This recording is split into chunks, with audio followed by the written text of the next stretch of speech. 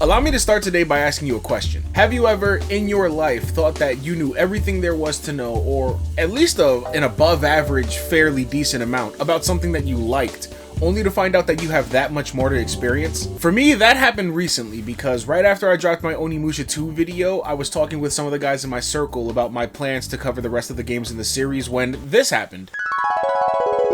I don't know, guys. I don't know if I'm trying to do Onimusha Blade Warriors because I've never played that one, but I want to jump straight to Onimusha 3 because it's my favorite game in the series. I mean, you can go ahead and start with Blade Warriors because it's literally right before Onimusha 3. Oh, you know what? You're right. I didn't think about that. That's right. You could do Onimusha Tactics. Onimusha what? You know, the one for the GBA. Oh yeah, I remember that. That was like an old school GBA game. I remember that. It was really cool. What? So, yeah, Onimusha Tactics, am I right? Honestly, I'm not surprised that I missed out on this game because it came out in July of 2003, so I was only 11 at the time, and I can only assume that I had never been made aware of it back then because for the longest time, I only had the series associated for the PS2. Also the Xbox, I guess. But also, I wasn't a fan of tactics games at the time, so even if I did see it, I probably can't really recall it because I probably ignored it. I mean, I was aware at least of Final Fantasy Tactics on the Game Boy Advance and Fire Emblem to some degree during those years, but these kinds of games hadn't hooked me until Fire Emblem Path of Radiance came out on the GameCube, so this is a conversation for another day, by the way. I tried doing some quick research up on this game, and to my surprise, I came up with a whole lot of nothing aside from it being received alright, I guess? I didn't read any reviews that already existed so that I could keep my thoughts pretty clean since this is a pretty fresh experience for me. Although the circumstances only made me more interested in what I was about to get into, because clearly there's a gap I need to fill here. So before I get to the rest of the series proper, today I want to set aside a little time and talk to you about Onimusha Tactics. Hey, yo, Giant, let's go!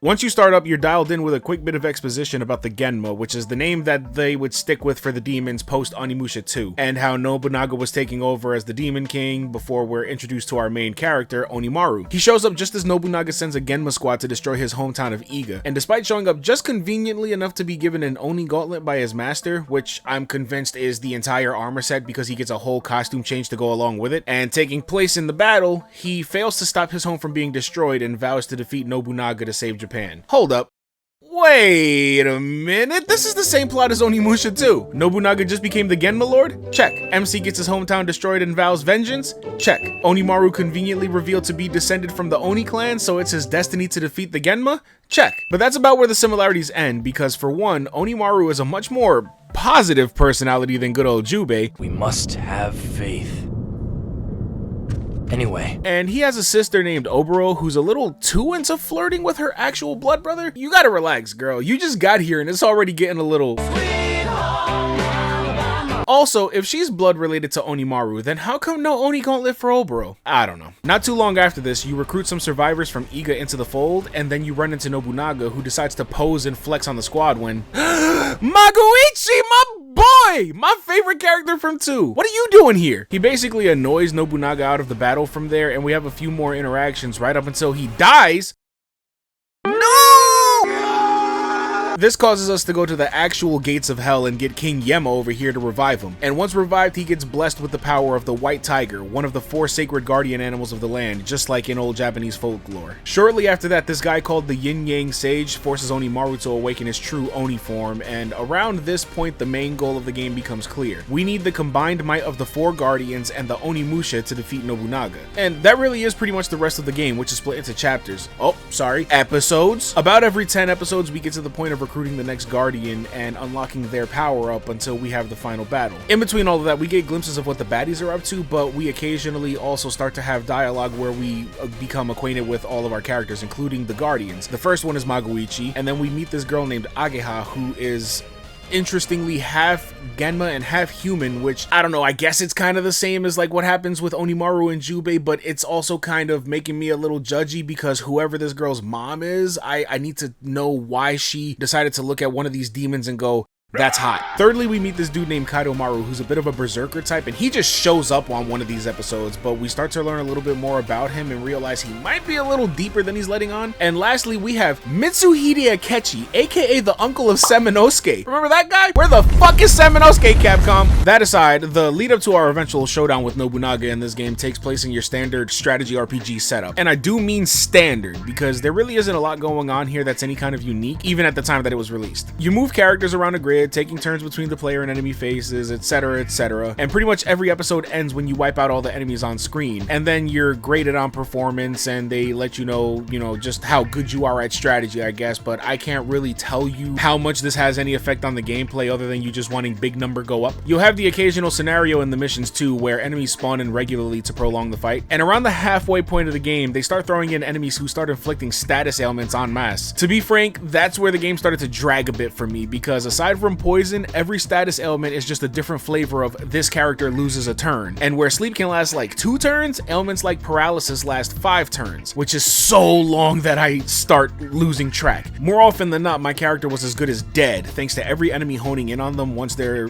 afflicted with the ailment to end them as soon as possible since they can't fight back. This made it so that I had to restart an episode so many times at random instances in the story, which is frustrating when the game, generally speaking, isn't very hard. One of the worst offenders of this was episode 21, where most of the enemies are these little guys with a decent amount of health, and in every group there's these purple guys whose main tactic is casting paralysis on any character within the range. And once you start losing turns, once the majority of your party gets paralyzed, you'll likely see in no time that all the enemies evolve after a few turns, turning into more of these purple guys, full health and all. It was the first stage that genuinely made me feel frustrated because I felt like it was taking the piss out of how easy the rest of the game was up until that point, and it took numerous tries to beat it. The attempt where I finally won took me almost 30 minutes to complete it, and that's significant because every other episode prior was around 10 to 15 minutes at worst. Then there's the item crafting and weapon upgrades. It was, I think, around the end of episode 3 and 4 where Onimaru's master mentions that you can use the souls absorbed by the gauntlet and Genma stones that are dropped by enemies respectively to upgrade your current items and create new ones. They tell you this, but they never explain how to actually do it, or at least I don't recall if they actually do, because the menus are super limited in this game. There's no shops or stronghold to menu through, so aside from saving and starting the next episode, the only menus you'll be finding are prepping your units for sortie and hitting select during that to manage inventories, and it's here where you actually get to combine the stones. I truly feel that this wasn't explained well enough because I was constantly finding Genma stones, and at that halfway point, that's when things started to get trickier, and it was only then that I asked myself, where the fuck do I use these at? I googled it, YouTubed it, you name it, and I found surprisingly little except some old text guides on GameFAQs that were comprehensive enough in explaining the actual upgrades, but none that I found explained to me where to even do this or how to get there. So that's real nice. Come to think of it, they don't even have item descriptions in this game, so figuring out what exactly they do is kind of trial and error unless you're looking up these guides. However, it helped that we're introduced to new units practically every other episode that were strong enough to help me keep up. But after ignoring this mechanic for half the game, I finally stopped relying on just picking up things in battle and got worthwhile upgrades that allowed me to progress through the rest of the game. I eventually gathered myself correctly and made it to our confrontation with Nobunaga. There was plenty of BS along the way too, like the aforementioned uptick of enemies inflicting status ailments, Genma that evolve mid-battle, and there's even a whole episode where it's just demon Gatling guns for some reason. Hell, later on they even pull out this random super giant Genma cannon that just makes me think of that one cannon from Final Fantasy VII, but I digress. We made it, and with enough perseverance we triumph over Nobunaga, except not really, because just like in Onimusha 2, he comes back for the second round and then you really take him out. So now celebrations are in order.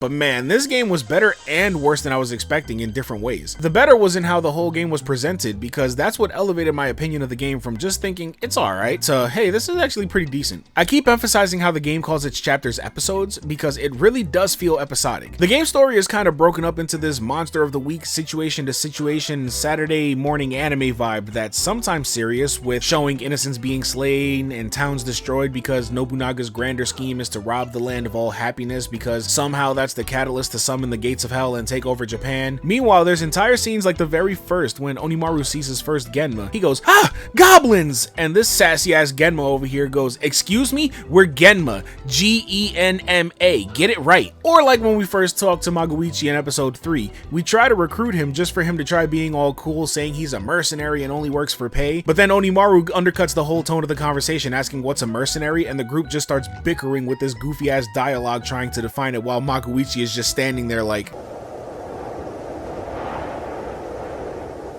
One of my favorite scenes in the entire game is at the end of episode 13. The whole thing feels like a comedic scene straight out of a shonen anime. After we recruit Eke, who isn't one of the 4 guardians so he can eat shit, he and Magoichi start bickering while they're trying to take a leak. And that's when they get jumped by a Genma soldier. So they start panicking and talking about how getting taken out while their meat is out would be the most embarrassing way to go. But Onimaru comes in for the last second save, and then Magoichi's all, "My hero." Then the Genma drops the item that allows access to the Phantom Realm, or the Dark Realm, or whatever they call it. They switch it up like every game, I swear. But at that point, the Yin Yang guy that I mentioned unlocks Onimaru's Oni form, shows up and tries to explain what to do with it, but before he can do that, Eke activates it before he can finish, so they get sent to the Phantom Realm and get promptly washed on the spot. And they end up back in the real world with Eke trying to be all, "Hey, we can use this to get stronger." And the sage goes, "Yeah, any dummy could have figured that out." And Eke's face is all, "Aw."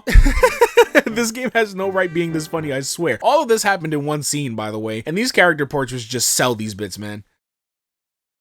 I needed that humor too, because otherwise the rest of the game is pretty basic. I don't need to retread the ground I touched on earlier, but suffice it to say, if you've played any other strategy RPG, even on the same platform, then you've played this game, just much better versions. It's pretty by the numbers here. There isn't really anything in the way of enemies being weak to certain types of weapons or attacks or any of that. All of your units get their own unique magic spells aside from the healers, but they're all still different versions of big damage to big range of enemies. For the majority of the game, you only get enough skill points to use these things maybe once or twice an episode, but when used smartly, they definitely make a difference in a pinch. The level ups come pretty fast too, but the amount of EXP gained per action is capped at 48, so it definitely pays to make sure you're using your units as much as possible, because it will become slow in some moments to grind up lower level units. The Phantom Realm, as stated, is a good place to grind, but you also need to be mindful of who's falling behind as you progress, because no stage allows more than 8 units max to be played, and some stages allow less than that, depending on the map size. There's also no permadeath in the game, so, you know,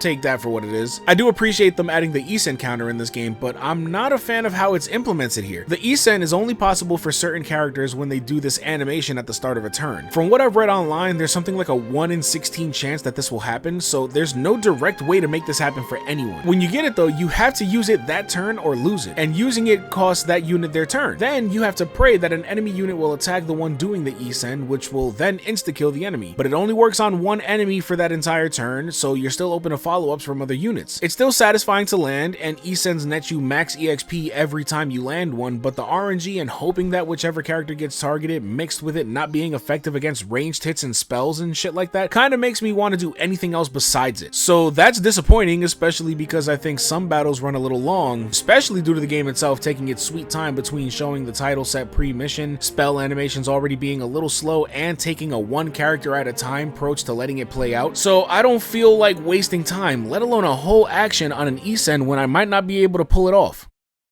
Despite that, the animations are pretty good. I like how whenever you level up, the units hit this little jump and spin. I can feel them just going, yeah! They needed to add a fist pump animation for that. That would have made this hit even harder. I like the detail with the ranged units too, in the sense of how archers can shoot over people to hit targets, but a gunner like Magoichi has a longer range while also needing a straight shot because he can't shoot through people. A lot of the character designs in the art is really good too, but I also look at how they keep showing the one shot of Nobunaga throughout the game and just thinking, why is he blue? What happened? Did he eat the gum at Willy Wonka's factory? Maybe that's why he's pissed and trying to take over Japan. I don't know. Moving on though, spell animations are pretty cool too, even when you buff a group and have to watch it play out 5 times in a row instead of all at once, but I digress. The music in this game is really good too. Definitely a higher mid-tier GBA OST, if only because even though I like the battle theme, but sadly, you only really get the one for the majority of the game.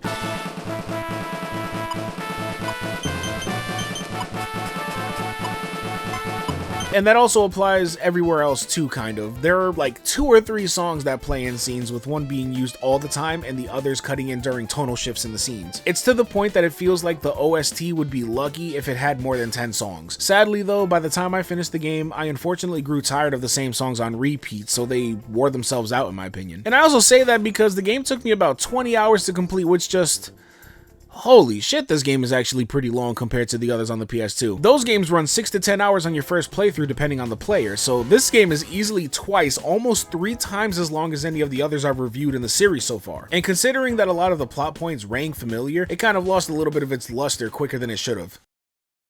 I think it's fair to say that I did enjoy myself, but Onimusha Tactics is pretty much a one and done kind of game for me. It was serviceable, but in the grand scheme of the series and the genre, it mostly lives on by name recognition from the series it's associated with, instead of by the merits of anything it does on its own in this genre of game. Which is a shame, because otherwise it's still pretty competent, just largely unremarkable. I would have played a sequel to this if it ever happened, but I'm satisfied with what we got here. But that's just me. What are your thoughts about Onimusha Tactics? If you've played the game before, feel free to leave your thoughts in the comments, and I want to remind you guys that I actually read the majority of them and try to reply to as many as I can. That said, we're kind of at the end of the video, so thank you everybody for your time, and if you're interested, you can also find me on Twitch, where I usually do Let's Plays for lots of different things, most of which I don't even cover on here, so feel free to come by and chat sometime. And lastly, I want to shout out my patrons. I appreciate you all, and to the rest of you, if you want to join the Sleepy City crew, we take all kinds here, and I appreciate all of the support. I know everybody usually can't support monetarily, so just watching and liking and subscribing helps out, so, you know, do that if you haven't already. Thank you in advance. And